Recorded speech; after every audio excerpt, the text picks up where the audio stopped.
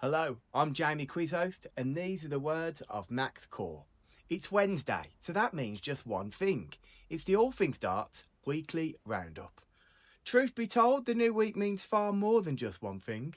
For most, it's back to early mornings, slogging through jobs you hate, and then herding the kids back to school after driving their parents mad all week. And for the fortunate few, it's just another day at the laptop writing about darts and hopefully raising a few smiles. Well, let's start with the PDC action. It was the second staging of the Swiss Darts Trophy, a country made famous for its neutrality, and also the Toblerones. Fitting that last year's winner, Martin Schindler, roughly the same size of a bar of said chocolate. This year, however, the spoils went to someone who'd snap any fence that he sat on, and it was Stephen Bunting. The bullet was magnificent. Sunday was a ton-plus masterclass from the Liverpudlian. He was really only testing a day by the impressive Jean Van Veen. Eventually, Bunting got the job done by defeating the rarely spotted Luke Woodhouse in the final.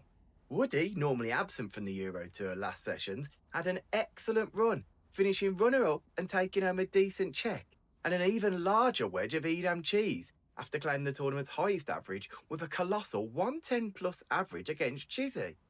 As brilliant as it was for Bunting, it was equally disastrous for Chizzy. His early exit means he'll be missing from the World Grand Prix lineup.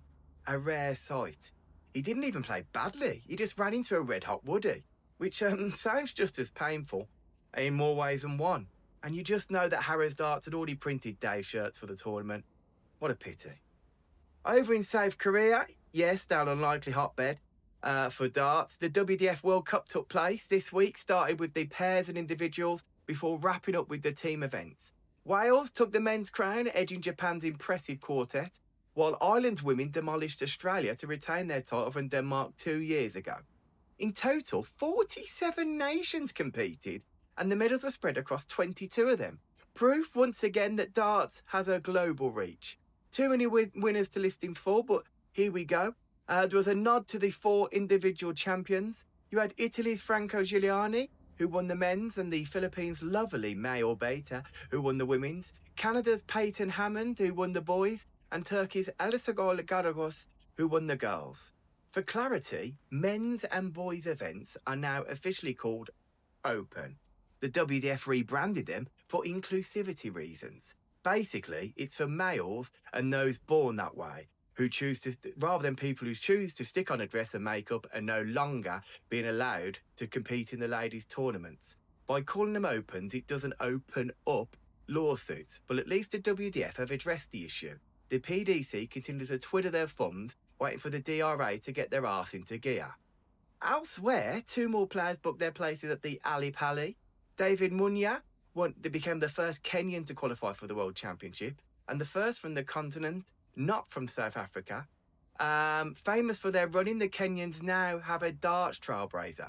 If Munya throws darts anywhere near as well as his countrymen run around athletics tracks for hours, then the rest of the field better be worried. Joining him is New Zealander Johnny Tatar. Famous for recent World Series events, Tatar topped the DPNZ rankings and just for fun bagged in a 9-darter on the final weekend. Lovely stuff from the man with a surname who sounds like a British aristocrat. He's saying goodbye. On the Modus Super Series, David Pallett impressively booked his spot in Champions Week after beating the talent Jurgen van der Velde in the final.